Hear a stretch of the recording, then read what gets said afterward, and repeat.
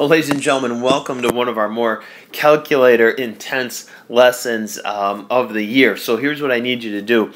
If you don't have your calculator with you right now, I want you to run as fast as you can and go grab it. And because I really think our lesson tonight could be a waste of time if you don't have yours with you. So do me a huge favor, go grab it. And I need you to, be real careful and walk through each of the steps, one step at a time, and we're going to learn some new calculator moves. So as far as our calculator goes, we've got two big goals today, and that's to talk about how to store different values on the calculator. Storing is a lot like saving. For instance, you might be typing up an English essay, and after 3 or 4 pages, you decide to save it. Hopefully you decided to save it well before that, just in case you lose anything. But storing is a lot the same way. You can save certain values in different variables. And then number 2, we're going to talk about the table feature on your calculator. And a lot of times we've used the table to help us create a graph and plot points and so forth. And we're going to use the table today to test for equivalence and to just look for different ways to check our answers. Now, what you'll see in the video tonight, and you've seen lurking in the previous videos, are 2 mega monster math concepts. And they look like this. Number 1 are zeros. What are the zeros of a function? We've kind of been going back to that topic over and over again. And basically a zero is any input value or any number that you could substitute for x and thus create the final answer of 0.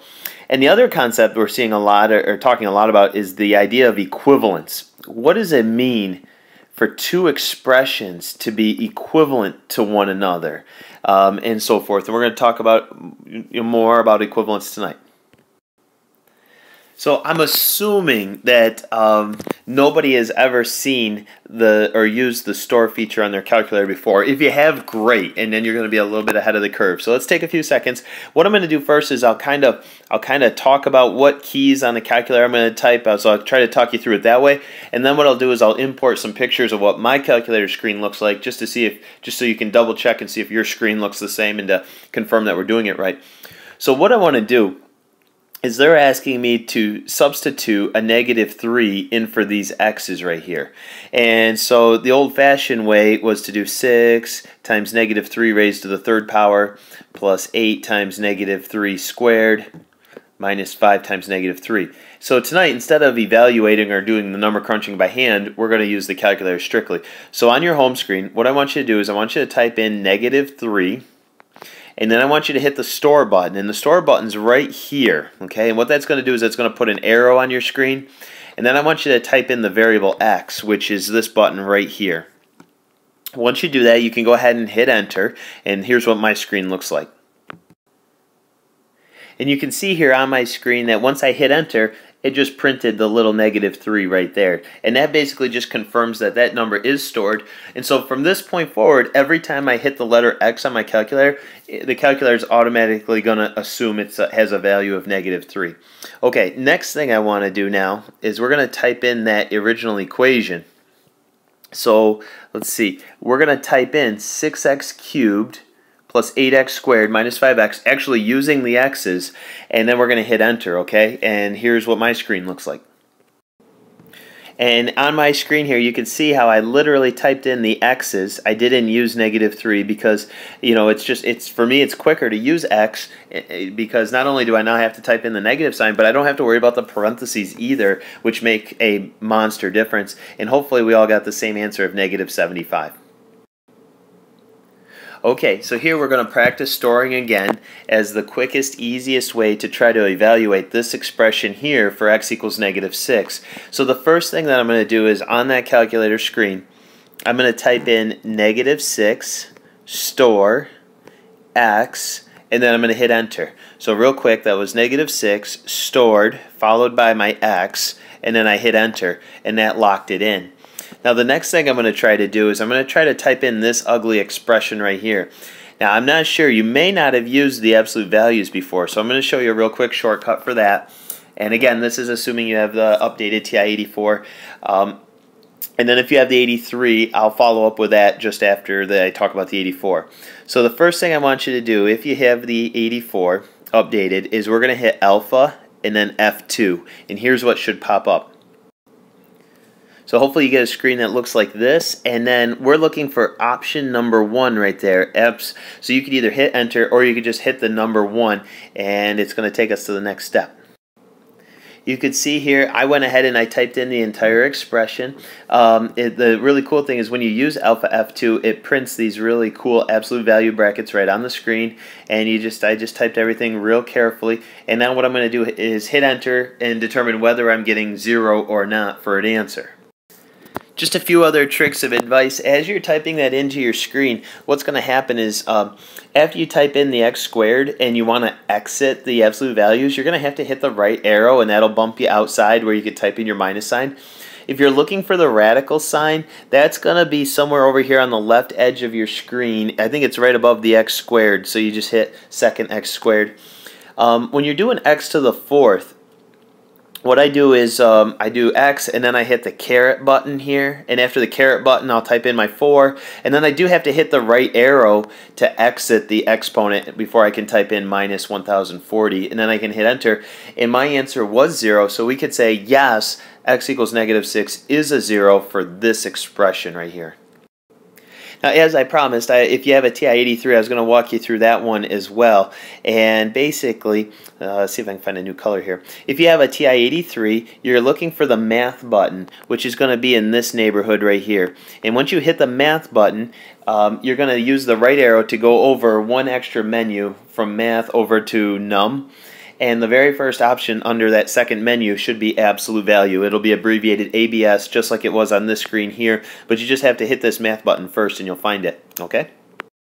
Okay, now we're going to shift gears. We're done talking about the store feature. Hopefully you feel good about that, and we'll practice more in class tomorrow. Now we're going to start talking about the table feature and what it can do for us. And the first thing it can do for us is it can help us find zeros, and assuming that the zeros are nice whole numbers, and that won't be the case all year, but for now, assuming the zeros are nice integer values, whole number values, the table can help us a lot. And again, here's a function here, and we're gonna throughout the year we're gonna learn more methods on how to find the zeros of this function. We're gonna talk about factoring techniques called factor by grouping and so forth, but that's down the road. So as far as tonight goes, what I want you to do is I want you to hit the y equals button, and then I want you to start to type in this entire expression, x cubed plus 2x squared minus 57x plus 54. But hit y equals first. Okay, so here's what your calculator screen should look like now. You've hit y equals, and you're able to type in x cubed plus 2x squared minus 57x plus 54.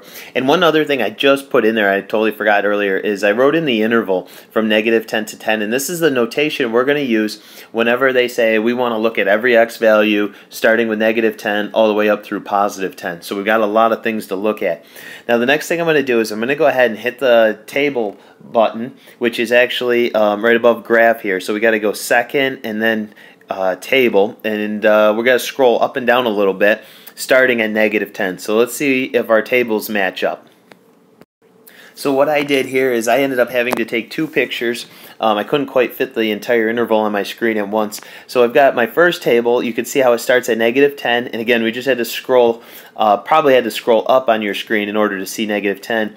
And obviously -10 is not a 0 because the output value was a -176. However, when we got to an input value of -9, we had good news. You see how the output is a 0. So winner, winner, chicken dinner, x equals -9 is one of our zeros.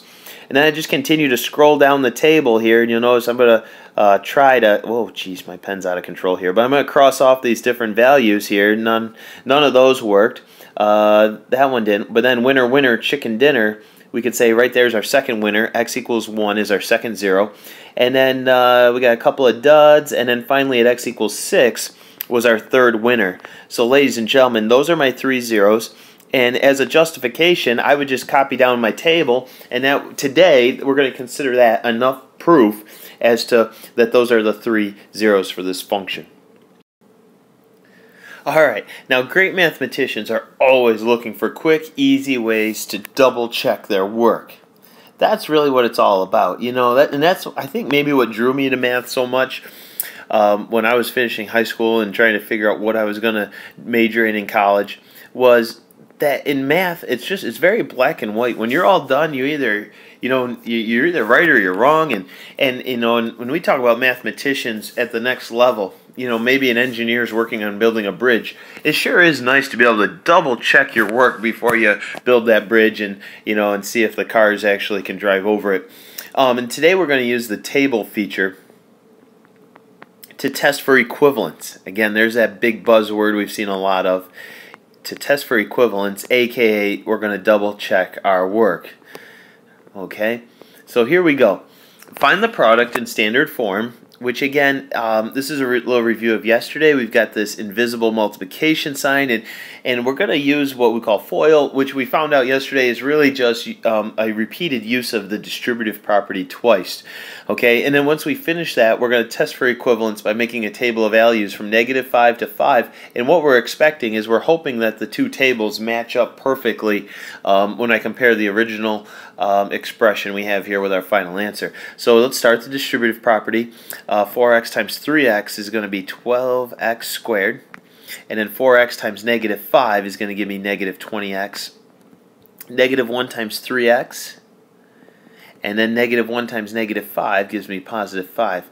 Alright, we'll combine like terms. -23x in the middle now that I've combined them. And here's what I'm going to do. I'm going to make a table of values. And so the first thing on my calculator is I'm going to hit y equals, okay? And where it says y sub 1, I'm going to type in the original expression exactly the way we see it. And then I'm going to arrow down, and where it says y sub 2, I'm going to type in my answer. Okay, so let's go ahead and try that, and I'll show you a picture of my screen. So yeah, here's what mine looked like once I got everything. You can notice, you can see the original equation here in y1, and then my answer here in y2. And I took a look at the table, and you notice starting with -5, we've got perfect matches in both columns as we go down. And if there was any set of numbers that didn't match perfectly, then that would be our way of knowing that our final answer was off by a little bit, and we could backtrack and retry the distributive property to see if we could figure out where our error was. Perhaps a common mistake is maybe I wrote -5 instead of +5, and then hopefully that would show up here in this column. Or maybe when I combine my like terms in the middle, maybe I came up with -17x instead of -23x. Again, the error would show up right here in the table. Wow, check out this big bear. We're going to try to find the product of this entire expression right here, but it's a little more than we've ever bit off before. First of all, there's 4 binomials, and then we've got this dangerous minus sign sitting in the middle here that's going to cause some problems.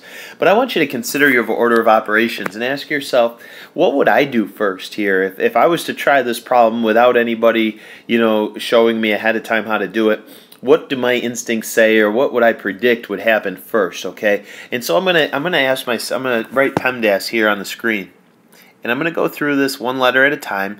And when we talk about parentheses, I look inside the parentheses, but there's nothing I can do because there's no like terms to be added or subtracted within the parentheses here, so we could check that off as being done. Exponents, I don't have any visible exponents that need to be taken care of. Now we're up to multiplication, and I see hidden multiplication right here. So what I'm going to do is I'm going to bracket these two off, and that's going to tell me I'm going to multiply or FOIL those two first. And then I see multiplication here as well. So again, I'm going to bracket these off, and I'm going to go ahead and I'm going to do my FOILing. So go ahead and hit the pause button, try that all on your own, and see if you can come up with all of the FOILing, and see not only can you get it right, but how fast can you do it here. Okay, now compare what you did on your own with what I've got here on the screen with my two FOILs. And I notice I've already combined my outer and inner terms of FOILing. Now, there is something that I don't like about my work here on the screen, and that's that I've disregarded the parentheses that should be around this set of FOILing as well as this set of FOILing. Now, ironically, this first set of parentheses is optional. It's not mandatory because right now there's a coefficient of 1 right here. And whether we distribute a 1 or not, it's not going to impact the problem. However, this second set of parentheses right here, this is no longer optional. These are really important. These are absolutely mandatory. And the reason is because there's a -1 sitting right here. And that -1's got to get distributed throughout the parentheses. And you could start to envision if we didn't have those parentheses there, it would totally impact the problem. So here's what I've got. I've got x squared minus 2x minus 8 minus 2x squared plus 11x plus 6. Now combine your like terms. And let's see, I'm going to combine my x squareds together. So if I combine 1x squared with a negative 2x squared, I get a grand total of negative 1x squared. If I combine a negative 2x with positive 11x, I get positive 9x. And if I combine negative 8 with positive 6, I get negative 2. So wrap that bear up. That's our final answer. And again, it'd be really easy to test our work, test for equivalence, by putting this into y sub 2 and to put the original equation into y sub 1 and compare those tables again. So something to try on the next quiz or test. All right, good luck tomorrow, guys.